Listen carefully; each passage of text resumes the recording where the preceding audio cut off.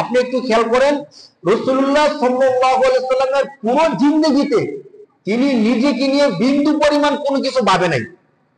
নিজে ভালো থাকবেন কিনা, ভালো খাবেন কিনা, ভালো পড়বেন কিনা, পরিবারের কি হবে, তার স্ট্যাটাস কি হবে, সামাজিকতা কি হবে, কিচ্ছু ভাবে নাই।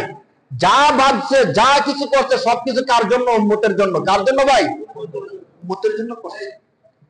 মানে রাসূলুল্লাহর জীবনের সবকিছু, চিন্তা, চেতনা, ধ্যান, ধারণা, কষ্ট, মেহনত, মুজাহাদা, সবকিছু আমাদের জন্য। সবকিছু কার জন্য ভাই? তো আমরা কেন রাসূলকে নিয়ে জানবো না? যে নবী তার জীবনের পুরো সময়টাকে ব্যয় করতেন আমাদের পিছনে। দেখেন আল্লাহ রাসূল সাল্লাল্লাহু আলাইহি সাল্লামের ইতিহাসটা দেখেন। রাসূলুল্লাহ সাল্লাল্লাহু আলাইহি সাল্লাম সাহাবাদেরকে নিয়ে বসে আছে, পাশ দিয়ে একটা ইহুদির লাশ যাচ্ছে। হাদিসের মধ্যে আসছে রাসূল সাল্লাল্লাহু আলাইহি সাল্লামের পাশ দিয়ে একটা কার লাশ যাচ্ছে ভাই? ইহুদির লাশ। তখনকার সময়ে। আর রাসূল সাল্লাল্লাহু আলাইহি সাল্লামের সবচেয়ে জানের শত্রু, প্রাণের শত্রু হলো ইহুদিরা। কারা? ইহুদিরা। কাফেররা রাসূলকে মারতে চাইছে, কি এর চেয়ে আরো ভয়ঙ্কর ভাবে হত্যা করতে চাইছে ইহুদিরা। গোপন চক্রান্তের মাধ্যমে কয়েকবার রাসূলুল্লাহ সাল্লাল্লাহু আলাইহি সাল্লামকে মারতে চাইছে। আপনারা যদি ইতিহাসটা দেখতেন, কত ভয়ঙ্কর ভাবে রাসূলকে তারা মারতে চাইছে ইহুদিরা। তো বলতেছিলাম, রাসূল বসা ছিলেন সাল্লাল্লাহু আলাইহি সাল্লাম, পাশ দিয়ে একটা ইহুদির লাশ যাচ্ছে, রাসূল সাল্লাল্লাহু আলাইহি সাল্লাম দাঁড়ায় গেছেন। তো সাহাবায়ে কেরাম জিজ্ঞেস করলেন, আল্লাহর রাসূল, এটা ইহুদির লাশ, আপনি তার জন্য আফসোস করতেছেন কেন? তার জন্য এমন দয়া মায়া দেখাইতেছেন কেন? ইহুদিরা তো আমাদের শত্রু। তো আল্লাহ রাসূল বলেন, ঠিক আছে সে ইহুদি, কিন্তু দেখো আমি নবী যখন চলে আসছি, এখন থেকে যারা আছে সবাই আমার উম্মত। সবাই কার উম্মত? আর আমি নবী বেঁচে থাকতে একটা লোক ইহুদি অবস্থায় মারা গেল, জাহান্নামী হয়ে মারা গেল, আমার জন্য এর চেয়ে বড় দুঃখের আর কি আছে?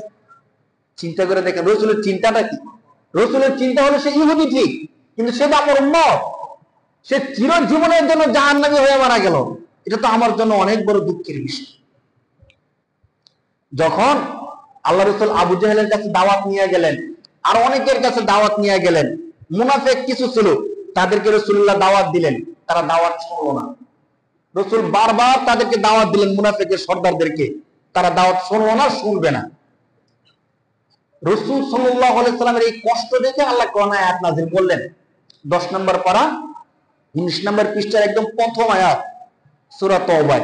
আল্লাহ বললেন, ইস্তাগফির লাহুম আও লা তাস্তাগফির লাহুম ইন তাস্তাগফির লাহুম 70 মাররা ফালা ইয়াগফিরুল্লাহু লাহুম। আল্লাহ স্পষ্ট বলতেছেন যে হে নবী, আপনি তাদেরকে নিয়ে ভাবতেছেন, তাদের জন্য ইস্তেগফার করতেছেন, তারা অপরাধ করতেছে, এই জন্য আপনি আমার কাছে ক্ষমা চাইতেছেন। শুনেন, তারা যে অপরাধ করছে, আল্লাহ কিন্তু সবচেয়ে দয়ালু। বিষয়টা একটু বুঝি।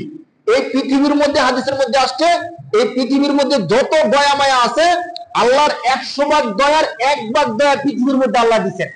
আর 99 ভাগ দয়া কার কাছে আছে? আল্লাহর কাছে রাখছেন। এমন দয়াশীল, মায়াশীল আল্লাহ বলতেছেন যে নবী আপনি তাদেরকে নিয়ে ভাবতেছেন, ইস্তেগফার করতেছেন, তাদের জন্য আপনি গুনাহ ক্ষমা চাইতেছেন, ইস্তাগফির লাহুম আও লা তাস্তাগফির লাহুম, আপনি তাদের জন্য ইস্তেগফার করেন অথবা না করেন, ইন তাস্তাগফির লাহুম 70 মাররা, 70 অর্থ হলো 70, আপনি যদি তাদের জন্য 70 বার ইস্তেগফার করেন, তাদের জন্য গুনাহ ক্ষমা চান, ফালা ইয়াগফিরুল্লাহু লাহুম, আমি আল্লাহ কিছুতেই তাদেরকে ক্ষমা করব না। এই কথা বলছেন কে? আল্লাহ। আল্লাহ বলতেছেন যে নবী আপনি মায়া করতেছেন, আমি মায়া করব না। তাদের অপরাধরা ওই পর্যায়ে চলে গেছে।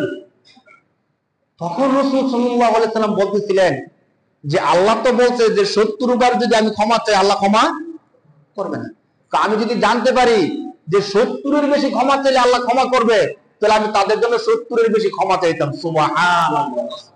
চিন্তা করেন, উম্মতের জন্য কি দরদি নবী। আল্লাহ বলতেছেন 70 বার ক্ষমা চাইলে আমি ক্ষমা করব না।